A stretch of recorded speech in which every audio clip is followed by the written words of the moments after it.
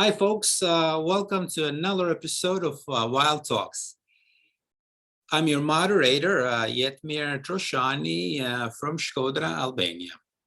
These interviews, composed and constructed by Wild Europe as concept, aim at finding out more about the photographer behind the camera and the sourceful philosophy, if you will, driving their passion. In today's interview, I invite you to hear an incredible story, a Zen approach to nature and wildlife photography. I am honored to present the truly unique artist, one of the most celebrated photographers in the world, Mr. Marsel van Oosten. Before we dive into the interview, please allow me to briefly introduce you with his impactful bio. Dutch-born Marsel van Oosten started a career in advertising after finishing his studies as art director and graphic designer. He won numerous awards as art director, including 1 silver and 2 golden lions at the prestigious International Advertising Festival in Cannes. Taking photographs helped him slow down the traffic in his busy life. Soon after, he mastered wildlife photography, and besides winning many important competitions, Marsel is well known for his unparalleled achievement on being the world's only photographer to have won the Grand Slam. That is 3 grand titles: Wildlife Photographer of the Year, International Nature Photographer of the Year, and Travel Photographer of the Year. And to me, that pretty much ranks him the top photographer in the world. Additionally, when he's not traveling, you'll find him in South Africa, where he leads specialized nature photography tours. Last but not least, on behalf of hundreds of wildlife photographers that constitute and contribute the formation of Wild Europe Association, I would like to congratulate Marsel on his recent inspirational book called Mother, which I'm sure we'll be talking more in depth in today's interview. Welcome, Marsel. Fantastic having you at Wild Talks. Before we start talking about the photographs you sent me, I would like to ask you, why did you pick nature and wildlife photography as a key pursuit in your life? Well, thank you for having me, Jetmir. To answer your question, I've always loved nature. I've always loved being outside, and I've always loved animals. And when I started photographing, in the beginning, I basically photographed everything, a little bit of everything, like travel and even people. Mm-hmm. It took me a little while to figure out that it's actually animals and landscapes that I enjoyed photographing most. So when I decided to become a full-time photographer, it was quite obvious that that would be my my specialty. That's fantastic. Okay, so without further ado, we'll dive into the images you sent me. So, and I have them in order, of course. Yep. This is the first beautiful shot.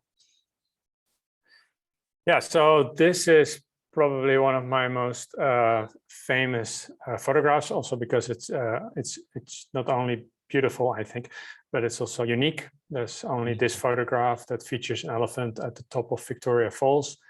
It's a very special image for me because it is one of my first publications in National Geographic at the start of my career. And the other reason is that this image embodies exactly what I try to achieve with my photography, which is showing the beauty of Mother Earth. It's like in a landscape sort of sense, and then show an animal in there. So the term for that would be Animalscapes.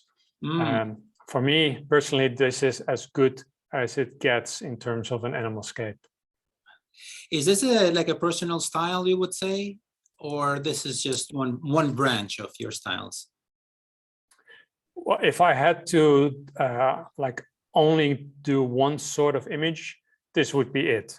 Mhm. So this is what I enjoy doing most. So basically combining landscape photography and wildlife photography and showing the animal in its glorious habitat. Indeed. Here's another beautiful, awesome shot.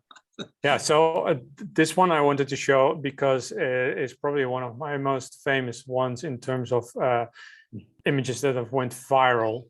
And there's so many people that use this as an avatar or that send it to their friends on social media. Mhm. And I've also won a first prize in Wildlife Photographer of the Year with this one. And but it's interesting because it's actually not one of my favorite images. And that's because if you compare this to the previous image, I had a lot of influence over that in terms of my position, lens choice, composition. And whereas here, this just happened. I was just lucky to be there. I was just lucky to have a camera, and I knew what to do. So I got this shot. But from a purely creative point of view, this is not one of my best examples for what I like to do, because I think this is just well, lucky. That's awesome. Where was this? Where was this taken? This is in Japan on the main island, Honshu. Yeah, so it's a Japanese macaque in a natural hot spring, and it managed to steal the phone from a tourist that was trying to take photographs with her phone way too close to the monkey. That's cool. I know this one. It's amazing. Yeah, so another very popular image, mainly because it won the overall title in the Wildlife Photographer of the Year. And again, this is a good example of what I would call an animalscape. Because here, even though the animals are fairly large in the frame and in the foreground, I still left quite a lot of space around the animals to show the habitat. And so those tree trunks on the left in the background are very important, and also the forest on the right hand side with that light shining through the canopy. So the combination of both the beautiful subjects and the habitat is, for me, what makes the picture. And to create this feel, I used a combination of ambient light and a flashlight. Sure. So the light on the foreground on the snub-nosed monkeys is actually my flash, and the light in the background is just the ambient light. And I must say, I follow you personally for years, and I love also your post-productioning. It's just really comes through a unique voice of photography, if you will. You know, it just you can tell it's your hand, and I think that's wonderful. For example. Yeah, I also gave you a fair amount of landscape images, even though I'm mostly known for my wildlife photography. I absolutely love doing landscapes as well, and like I mentioned earlier, I particularly like the combination between the two. This is one of my favorite locations on the planet because it's so graphic and it's so surreal. It's Dead Fly in Namibia. The first time I went there and shot photographs, when I shared them on the internet, few people had ever seen images from this place, nor had they any idea where Namibia was. Nowadays, it's actually very popular, and it came to a point where it was virtually impossible to shoot anything new. At least that was what most of my colleagues were saying. They were literally saying that place has been shot to death. There's nothing you can do there anymore. And that actually really triggered my creativity. So that's when I started to think, like, well, what would I be able to do there? And then I came up with this idea. which is photographing before sunrise in misty conditions, and then using a flashlight as an additional source of light to create these light beams. I see, right. And yeah, so this is an image that I created in my head years before all the conditions finally came together, and I was able to photograph this with the help of my wife, because she's the one who is hiding behind the tree and holding the flashlight. Oh, that's such a cool detail. Thanks for sharing it. It's very. What part of it? What is this? Night, day, mid? Like where? What? So this is before sunrise. So it's getting lighter, Right. which is why you can see the trees in the background as well. The mist actually makes it a little bit darker than it should normally be. And I waited for this particular moment because it was the perfect moment where there was enough ambient light to illuminate the landscape, and at the same time I could still clearly see the effect of the flashlight. So a little bit earlier would not have been good, because then the light from the flashlight would have been too dominant, and you wouldn't be able to see the little trees on the left very well. And a little bit later, you would not be able to see the effect of the flashlight. So this was actually a very stressful shoot, because I was very aware that my opportunities were fleeting. Right. Here is another majestic one. Yeah, this is in this image. I love it because this shows you why I like what I do, and it's because of this. It's because of the wilderness experience. It's because of being outside. So many times I have a plan and I want to photograph something, and for some reason it doesn't work. But at the end of the day, it doesn't really matter, because at the end of the day, I have experienced situations like this. This is really why I chose this lifestyle, being outside in nature. And moments like this are hard to describe or to explain to someone who has never been here, but it's just as surreal as it looks. One question that comes to this: you are a professional, well known. When you become a professional, does it compete with passion somehow? Because a profession also means work, and passion sometimes it's one of those type of creativity fields of expressions that sometimes doesn't live well with work. Like, what's your approach? What's your thoughts on passion versus profession? Well, it's still, I don't make the distinction, because I'm just as passionate now that it's my job as before. It's just that it has it's different in a sense that I have to constantly be super aware of what I'm doing, because I have to make a living with what I photograph. So before, I was just photographing whatever I felt like and just having a good time. Whereas now I don't do that. I think more careful about, okay, what am I going to photograph and why am I going to photograph it? How will it benefit me? And also because I'm together with my wife, we're running photo tours all over the world. So we also have to think about that. So like, where are we going to set up a new tour? And is it going to be interesting for people? And also, is it going to be interesting for myself? Because in the end, I want to be happy with what I'm doing. I want to be truly inspired and mesmerized by what I'm seeing, so that I am very enthusiastic and inspirational to our guests. So there's a lot of different things that run through my head now that I'm a professional, but the passion is still the same. That's wonderful. Thank you. Wonderful answer. Oh. Yeah, so this is a massive natural rock arch in Chad.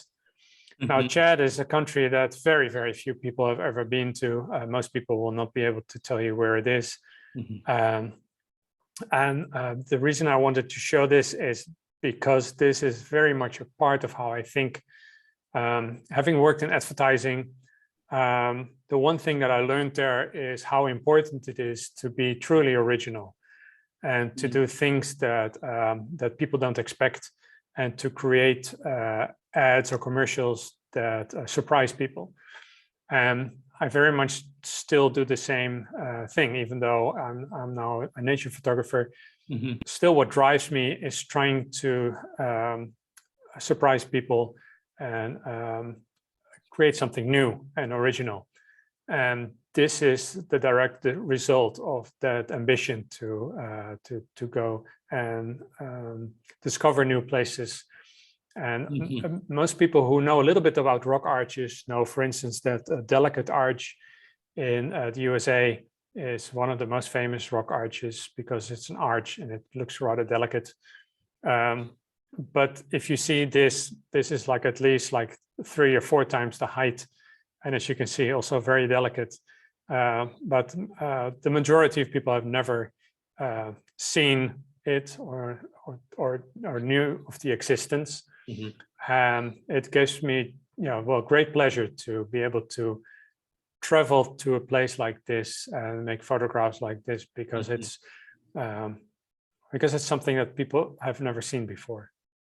Absolutely. And I think that going back to the discussion we had regarding the passion pursuit, I think that, I don't know if you agree or not, but traveling, seeing new places maybe has something to do also with keeping it interesting and keeping it engaged with enrichment, if you will, as far as the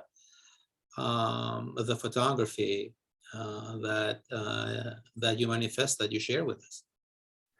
Yeah, absolutely. And so I absolutely love to travel, and I share that passion with my wife. So that's one of the reasons why we started doing the photographic safaris. And also, I'm very curious. So I just always want to discover. I want to see what's behind the next ridge, and always eager to discover new places. And so this is just one of the many. Fantastic. Oh. Yeah, another place that very few people have ever been to, because this is the very southwest corner of Libya, near the Akakus mountain range. It's close to the border with Algeria. They have massive sand dunes there, as you can see here. And there are dunes all over the world.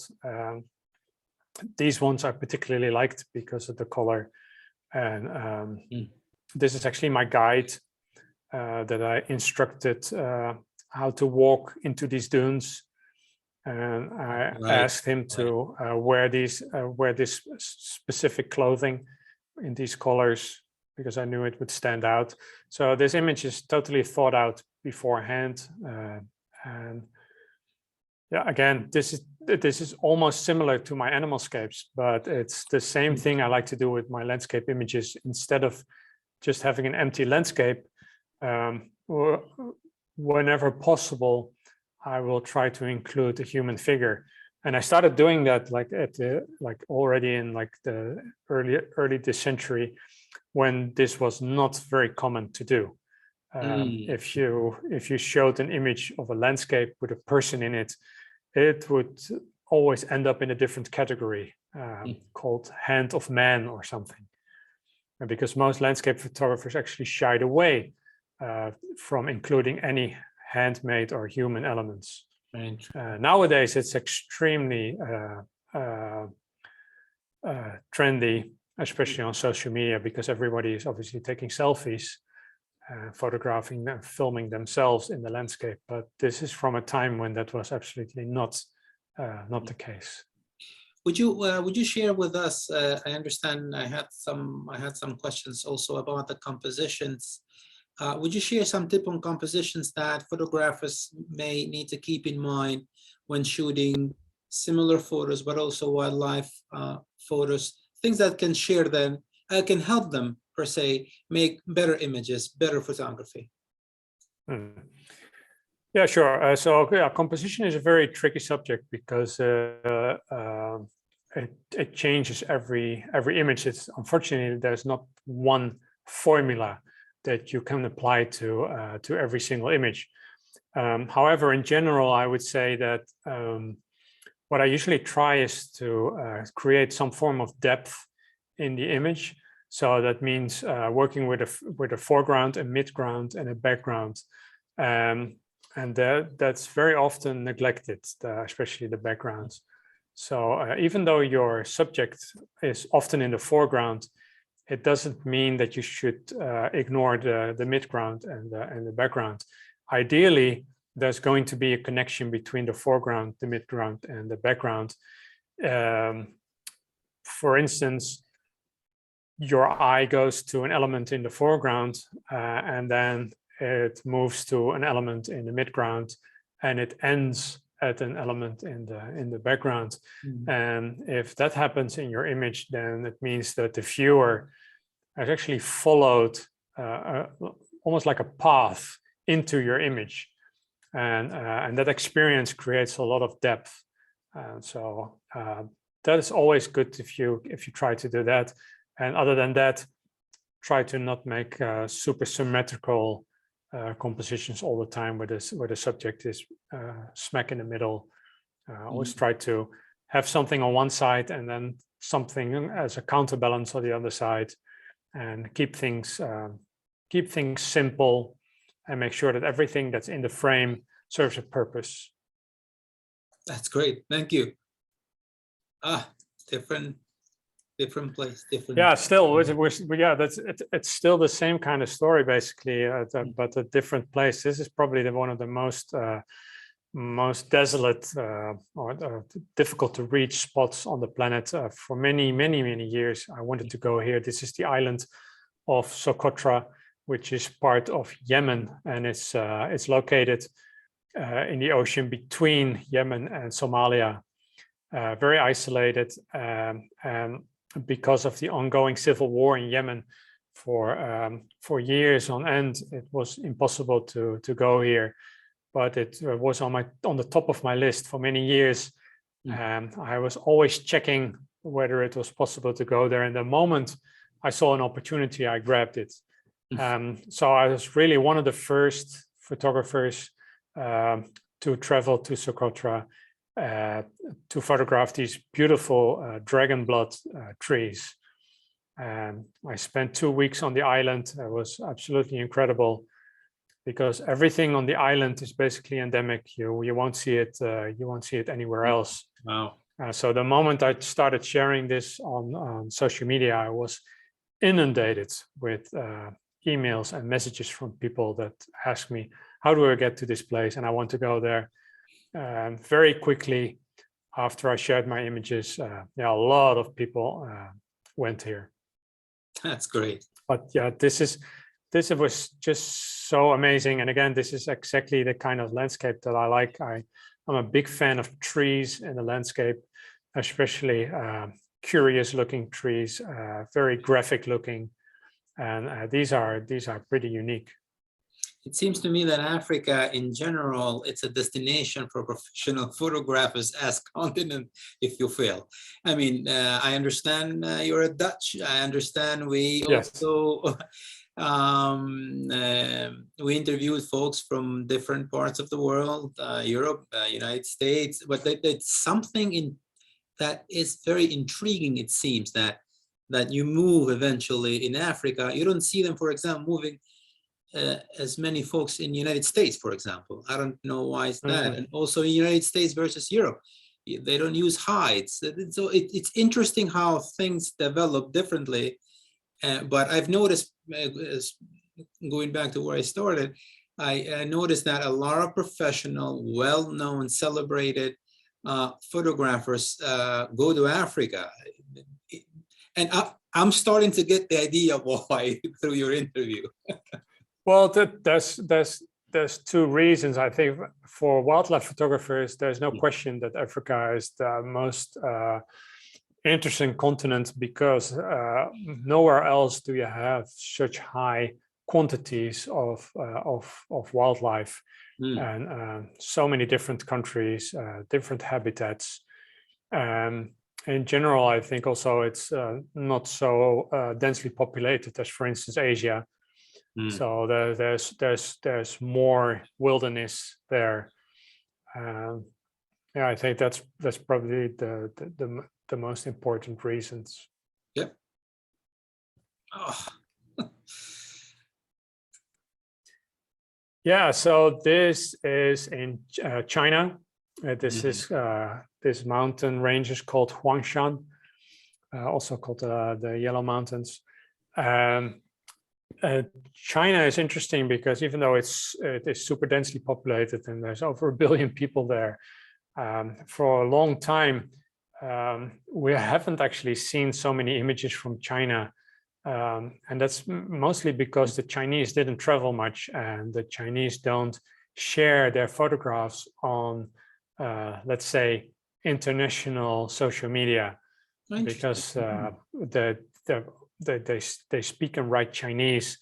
So for them, it would be difficult to use Instagram, for instance, or Facebook, apart from the fact that those social media are actually blocked. So Instagram, Facebook, Google, you name it, WhatsApp, it's all blocked in China. So that means that all the Chinese photographers, and there's many of them, they always shared their pictures on the Chinese social media. So the rest of the world didn't actually get to see that very much. So that was one of the reasons why I really wanted to go there, because I figured there must be a lot for non-Chinese to discover there. This is actually a very famous location, so it's not something that I discovered at all, because it's been there for a long time. It's just I realized from seeing pictures that the landscape is something that really fits my style again, mostly because of the trees and very graphic shapes. So this is one of my favorite images that I shot there. And again, it shows the importance of having layers in your compositions, because it has a clear foreground, it has a very dominant midground, and then it has a background. That's right. Oh, wow. This strange landscape is located in Madagascar. It was shot for the global introduction campaign for the Nikon Z7 mirrorless camera. They asked me if I wanted to photograph for their campaign. They're a wonderful client to work for, because they give you a lot of creative freedom.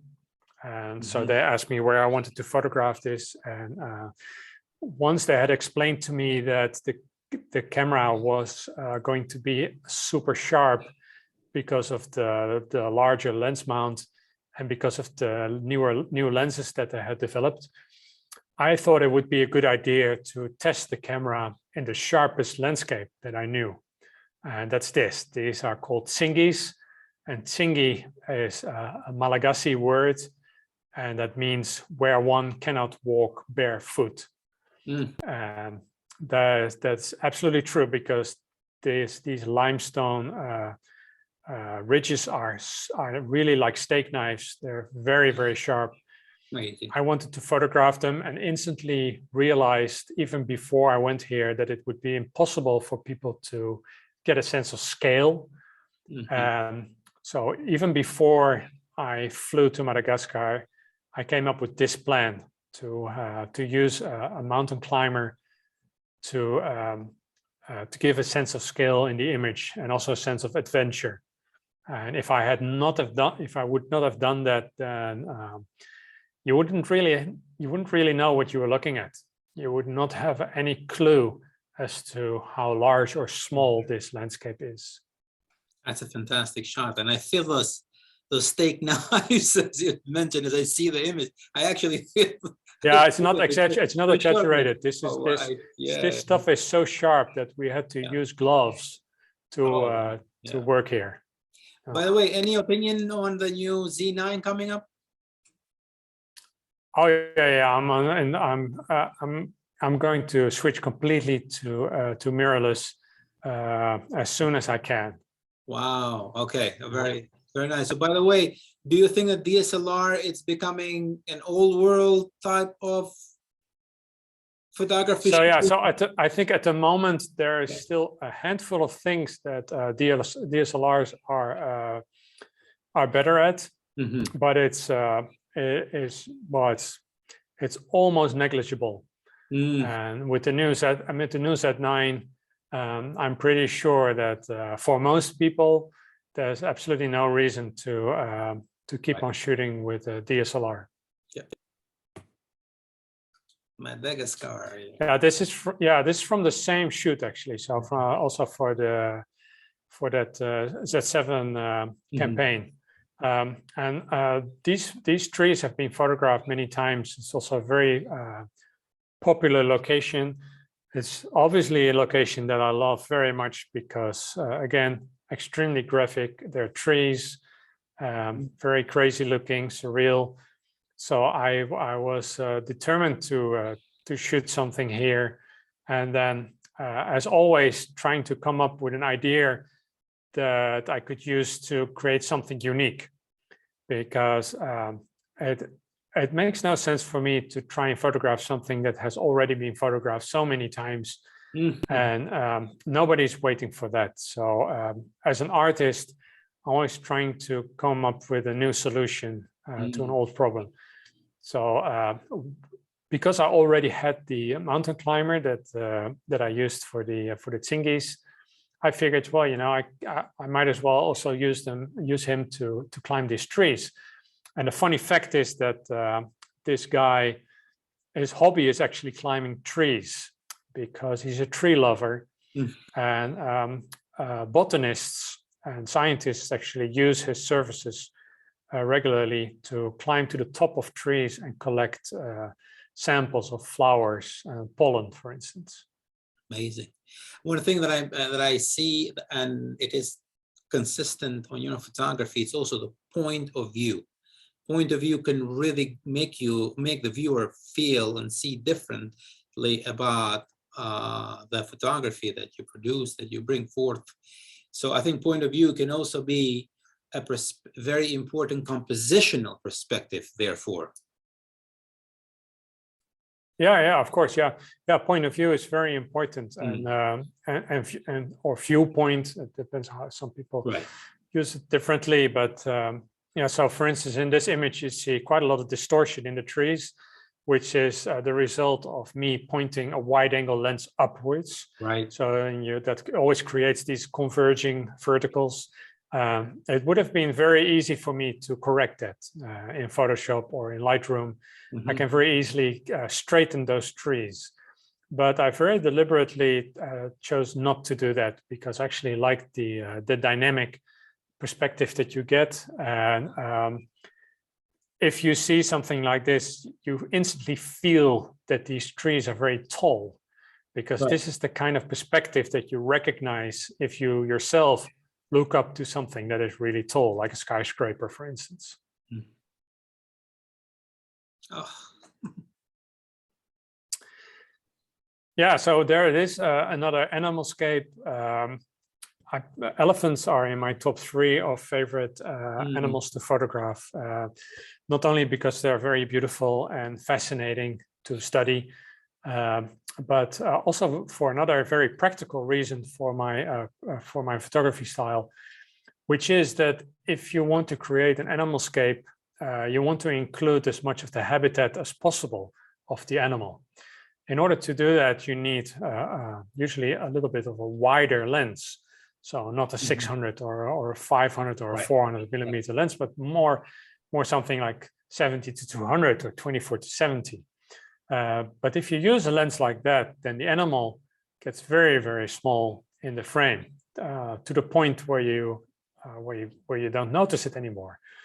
So that's what I like about photographing large mammals, is that you can use short focal length lenses, and you'll still be able to easily identify the main subject in the frame. Another reason I really like this image is because this image is the result of pre-visualization. So I first noticed this constellation of trees, but there were no animals there. And that's when I decided, okay, this is such an important scene for me. I'm just going to wait and see whatever walks into that frame, whether it's an impala or warthog, or in this case, an elephant. And this is very different way of working. The vast majority of wildlife photographers, they go to where the animals are, and I prefer to go to places where I want the animals to be. So that's a completely opposite strategy. By the way, your photography definitely have a speechless quality to it. And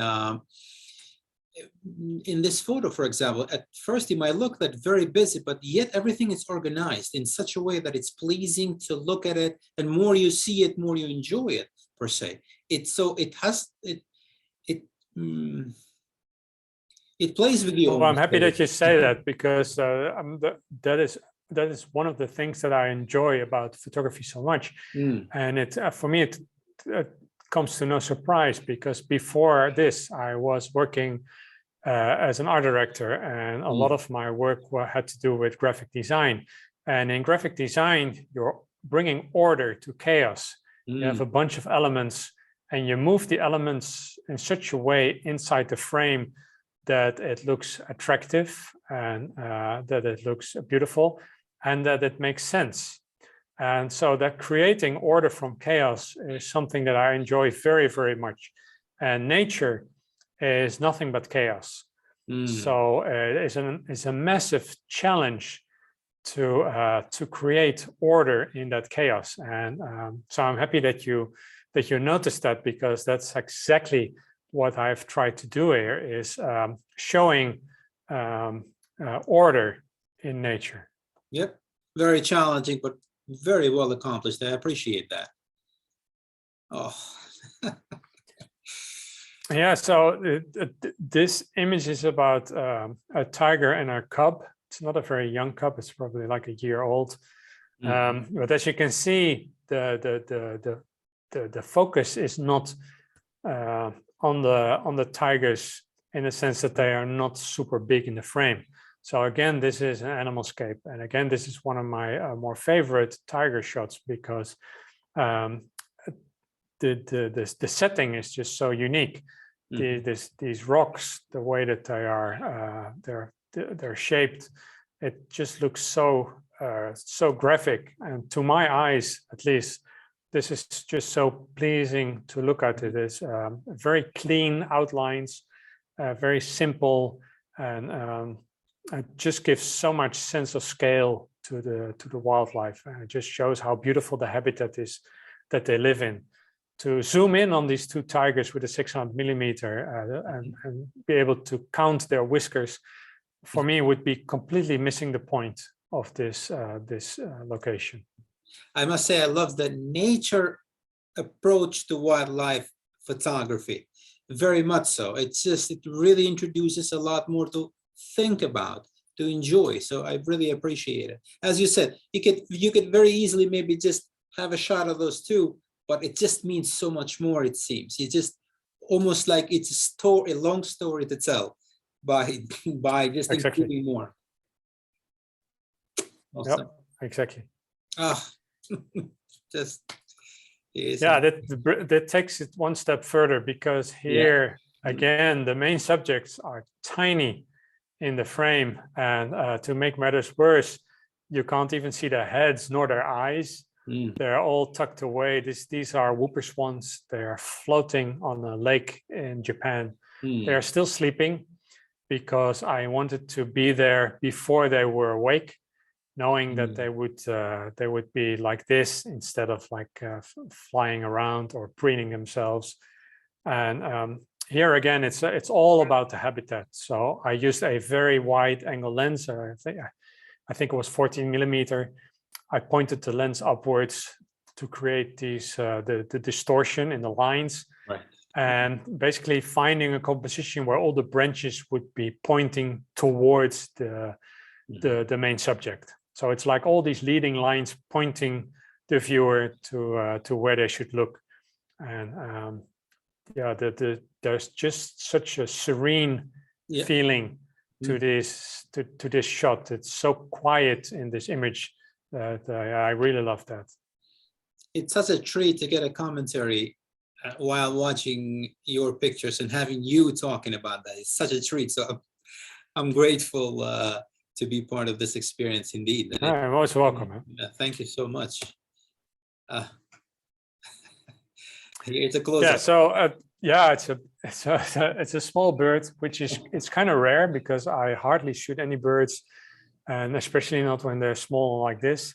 The reason for that I already explained. The smaller the subject, the more difficult it is to show interesting habitat.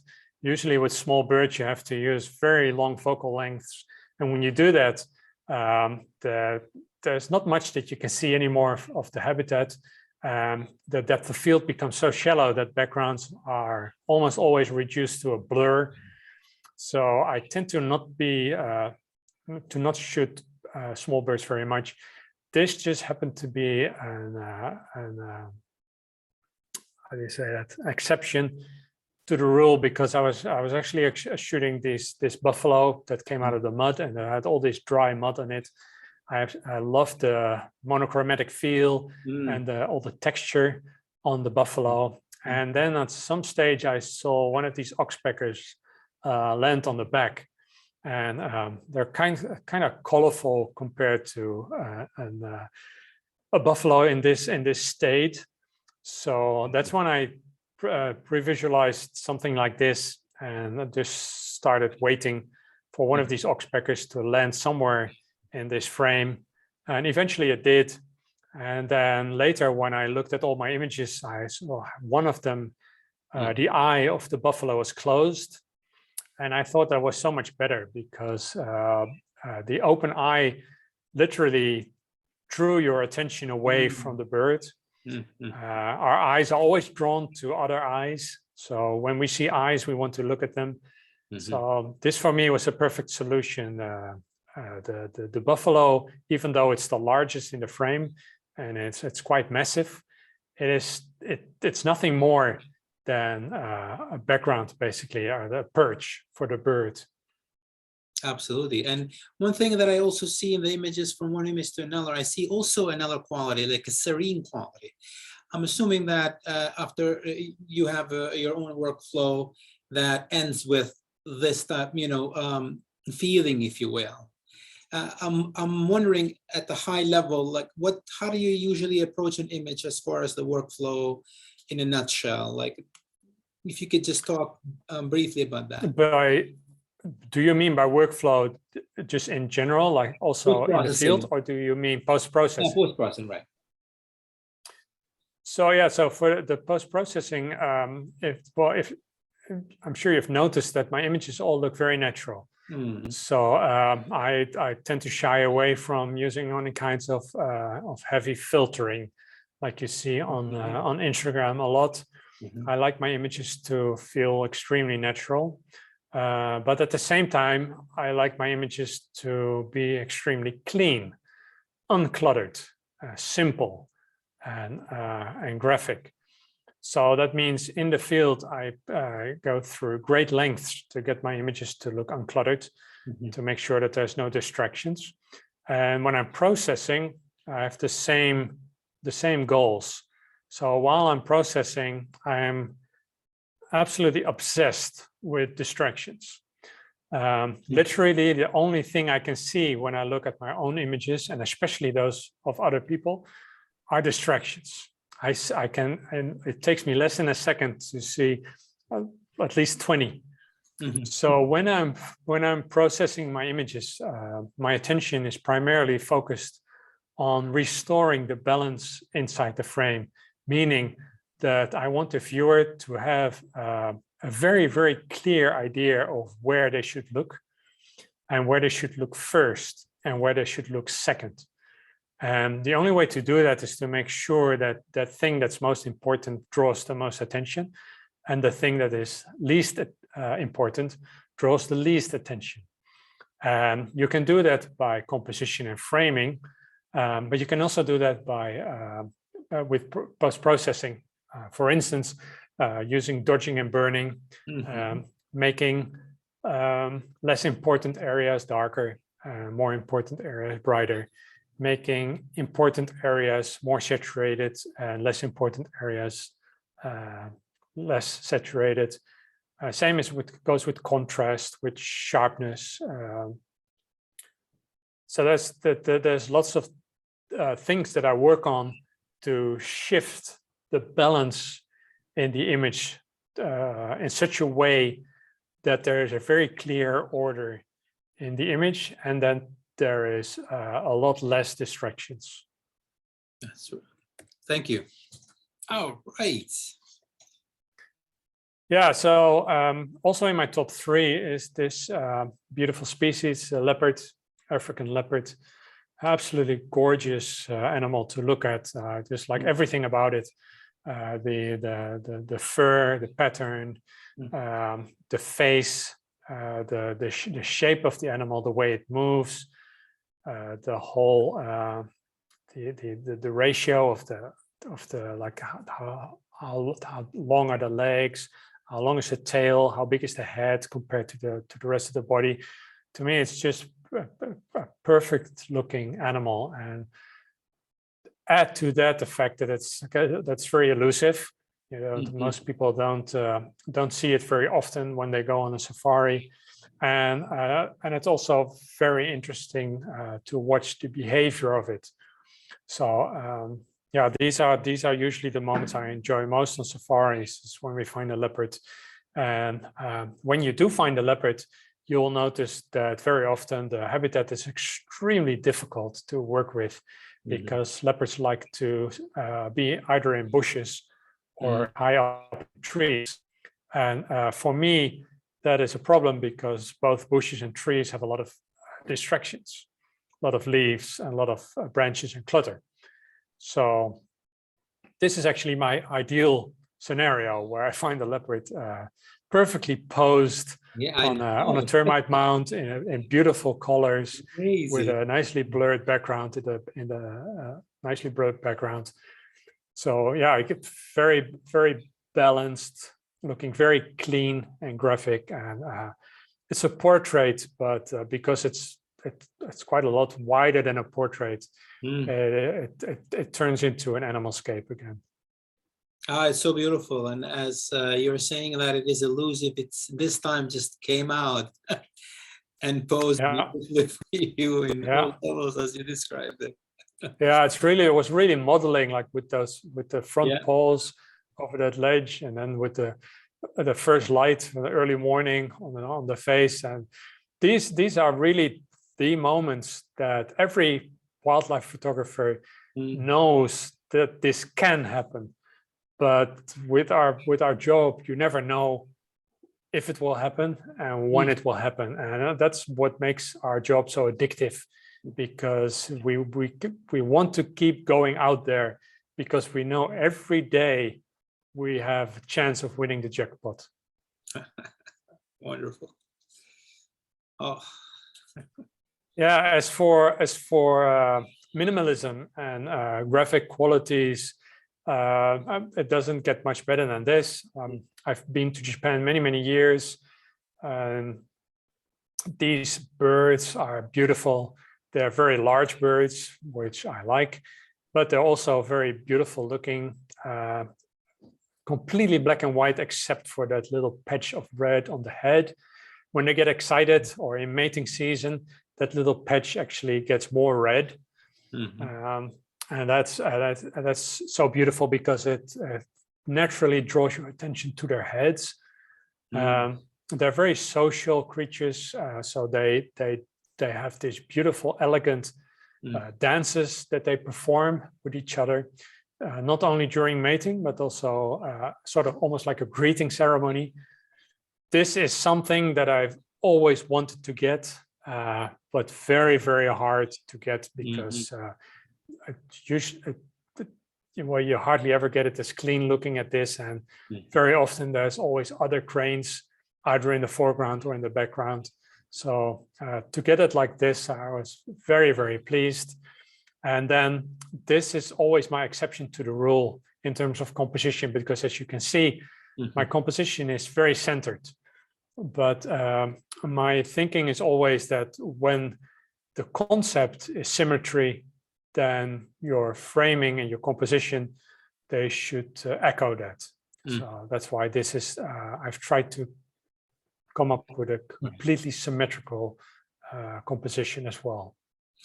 And I can assume that exposure was in this picture was maybe a little bit hard, but I guess with the right experience and everything. I mean, because white on white, essentially, it's just really hard to get the right. Did you have any challenges there at all while shooting it? Well, you're right that these birds are very difficult to photograph in the snow when there's sunlight, because when there's direct sunlight, then the contrast between the bright parts and the black parts is so big that it's actually too big for the camera. So you either end up with well-exposed whites and then the blacks are underexposed, or you get your blacks with enough shadow detail and then the whites are overexposed. So my ideal conditions for shooting this species is actually heavily overcast weather. And that's exactly what I had here. That's right. And when it's overcast, it's actually very easy, because I shoot everything in full manual anyway. So it means that I only have to find the right exposure once. And then once I have that, I can just keep shooting, no matter whether I zoom in or out or left or right, all the exposures will be identical. Perfect. Perfect. Oh. Yeah, this is a kind of cliche shot, lions drinking. It's a shot that everybody always wants to get. And most of the time with cliches, it's always for the same reason. Something is a cliche because everybody loves it. And sometimes people can be a little, how do you say that, denigrating. But I don't think that's fair. You know, if I do this for a living, and I've been photographing lions for a long time, and every time I can get a shot of lions drinking, I will do it. And this is probably the best one I've ever shot because of several reasons. One is it's all cubs. The other one is the light for me was just perfect. Was this soft overcast light early morning. They all have their eyes open with little catch lights in it. All have their tongues in the water, and the reflection is still good. So usually when you're photographing lion drinking, there's always something of those things that I just mentioned that is not good. And yeah, I really like this. So this is also one of the images that is featured in my new book. There are so many things working here, especially the eyes are just, the eyes all in focus, all clear, among many other things that come together in this shot.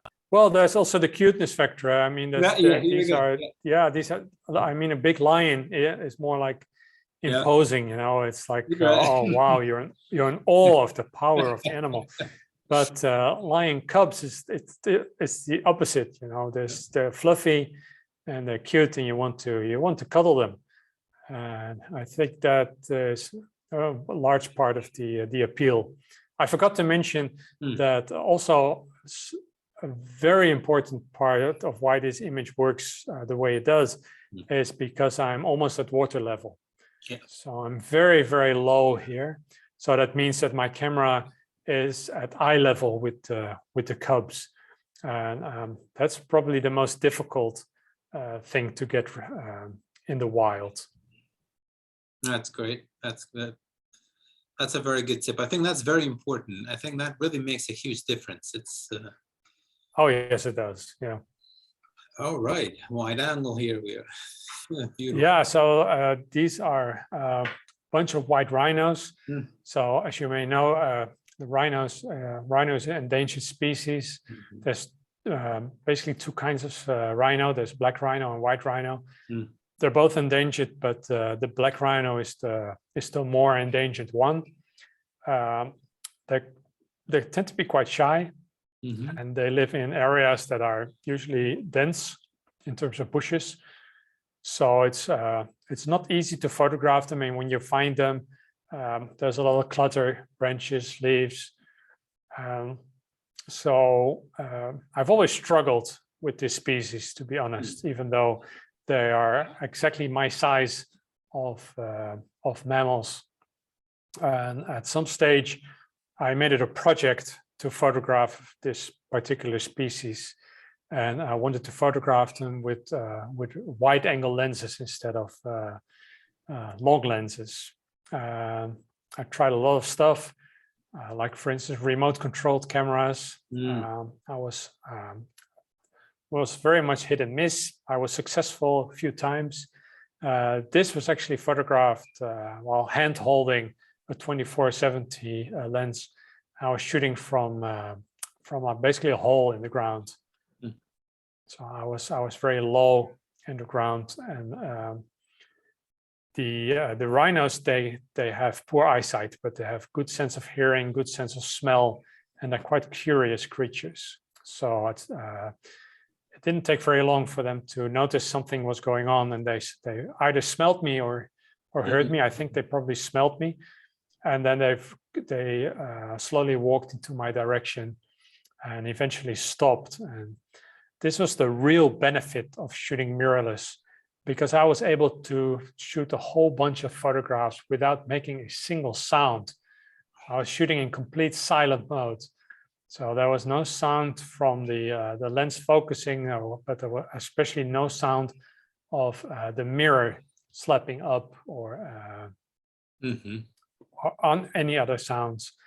That was the reason they actually stayed much longer. If I would have used my DSLR, that would have been very, very difficult. I could have used live view and then shoot in silent mode, because you can do that with a Nikon camera. But I find it's very difficult to use live view when you're photographing wildlife in daylight conditions. Very hard to see what you're doing. By the way, sorry. Yeah, go ahead. Sorry about that. Go ahead. Yeah, it's okay. No, the last thing I wanted to say is that most wildlife photographers know exactly what kind of photographs have been taken of every species. All the good photographs, the best ones, we all know. So if you tell me, like, best photograph of a porcupine, I can probably give you, like, from the top of my head, like 3 or 4 photographs of porcupines that other photographers have taken. And I can tell you those are the best ones out there. And it's every now and then you'll manage to shoot something that's right up there. And all modesty, I think that this is one of the more interesting white rhino photographs that I've ever seen. So this is like winning the lottery.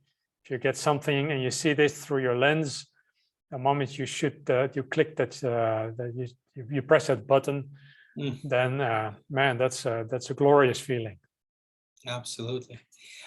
One thing I wanted to ask about the camera, you mentioned Nikon more than once. I understand the choice of camera you use is Nikon, correct? Yes, it just happened to be the first camera that I ever bought in the previous century. Yeah, and then as I got more serious with my photography, I just started upgrading the bodies and getting better lenses. And then very quickly you're like invested in a brand. And soon I realized that also for me, I've never had a reason to switch. So I've been very faithful to Nikon, and especially now because I'm official Nikon brand ambassador. So yeah, I think that they create the best cameras, obviously, and I think my work speaks for itself. Absolutely, absolutely. Yes, I was just curious to know if you work with other cameras or not, and how do you, No. the choice of Nikon. I'm Nikon also. I was with Canon, moved on in Nikon, but no, I mean, with the new technology today, you have every camera. It's amazing indeed, But I guess, Yes. Yeah, you're correct. I mean, it's very hard to buy a crappy camera nowadays. They're all very good cameras, and there's still big differences. But as soon as you get to the high-end cameras, those differences tend to be small. And you have to have very, very particular demands Mhm.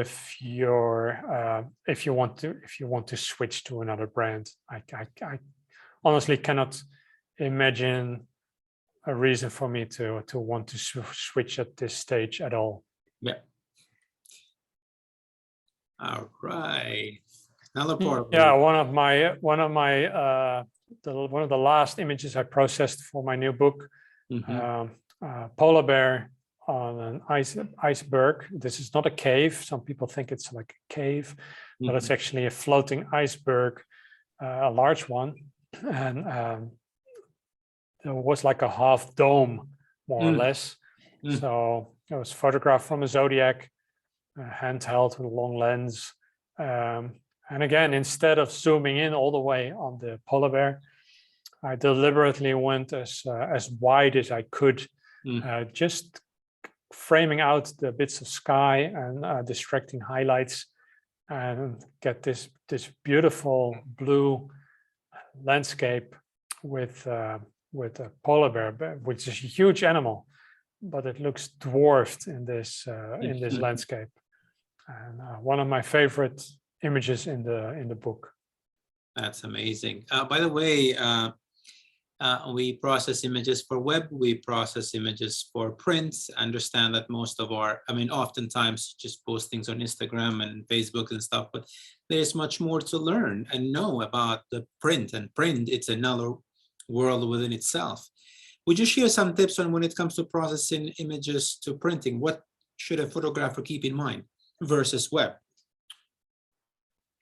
Well, so the difference is quite huge because when you process an image for the web, that means that it's going to be viewed at a relatively small size, because most people will either use their phone, which is super small, they'll use an iPad, which is slightly bigger, or a laptop, which is probably most people. And there's not many people anymore, maybe, that are investing in like desktop computers, I think. But even then, a desktop computer with a monitor is not going to be super large. Whereas if I look at the prints that I sell, most of them are like average size will be maybe like 50 by 75 centimeters, which is much larger than the average computer monitor. So that means that there's a big difference in size. But there's another difference, which is that if you look at an image on a monitor or on your phone, it is always backlit. There's always a light source behind your image, which really makes it pop. But the moment you start printing, that's completely different. That light source is suddenly gone. The only light that's behind your image is the color of the paper that you print on. So in most cases that will be white. So it is for most people that produce their first prints, they're actually often disappointed when they have their first prints, because they compare it to what they're seeing on their monitor. And then obviously the print is going to look more dull because it doesn't have that brightness. And that's just something you have to get used to. And a professional photographer like myself would advise you also to change the monitor that you use for printing. So almost all monitors now that you can buy, whether it's on a laptop or on your iPhone or a separate monitor, those monitors will be high contrast and they will be very glossy. And the reason for that is that that will really make the images pop. like good contrasty, saturated, glossy feel. It looks really great on images. I myself have a monitor that's not glossy at all. It's actually matte. So the screen is very matte indeed, because I know that that's gonna be closest to paper as I can get. So I will never be tricked into thinking that what I'm processing is very contrasty and saturated, whereas in fact it is probably more dull. So those are important things, and my biggest tip would be not only to invest in a good monitor, but invest either in a monitor that has a built-in calibration device. Like mine, I use ISO monitors that have a built-in self-calibration, or you invest in a third-party calibration device, because it is absolutely crucial that you calibrate your monitor. If you try to get prints with an uncalibrated monitor, it's a waste of time. You will always be disappointed. Well, thank you for the tips. That's awesome. Finally, yes. Yeah, so this is it. This is my my love child. In end of 2019, I was planning to have a sabbatical. Then I was approached by a publisher who asked me if I wanted to make a book. And then I thought, well, you know, normally I don't have the time to make a book because I knew it's very time consuming. And I decided to do it. And then COVID hit, and suddenly I had a ton of time. And I literally spent 14 months on one end to work on this book. And it is my personal tribute to Mother Earth. And it is my way of not only showing what I've been doing the past 15 years, but it is also my way to show people the beauty of our planet and what's at stake if we don't protect it. Because many of the landscapes and the animals in this book are under threat. And I spend a lot of time explaining in the book also what's going on for each species or each landscape. If you like my photography, I can only ask people to check out the dedicated website, mother-book.com, where you can order the book, or go to your local bookstore. If you don't want to buy online, please buy at your local bookstore. That's great. Thank you so much. And I think having this book, it really brings it all together with respect to your wonderful work. And just having it, I think, is just, it would enrich our libraries, if you will. So thank you so much for this interview, also for this book and your contribution in wildlife photography. Thanks much. Thank you, Yetmir. Thank you.